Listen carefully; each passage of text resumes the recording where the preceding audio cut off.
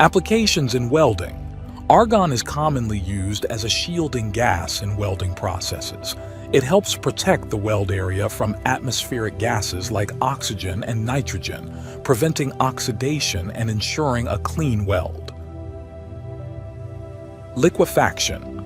Argon can be easily liquefied at temperatures below its boiling point of -185.85 degrees Celsius, -302.53 degrees Fahrenheit.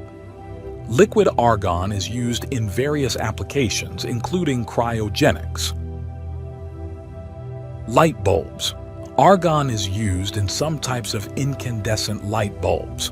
It is used to fill the space around the filament, reducing evaporation and extending the life of the bulb.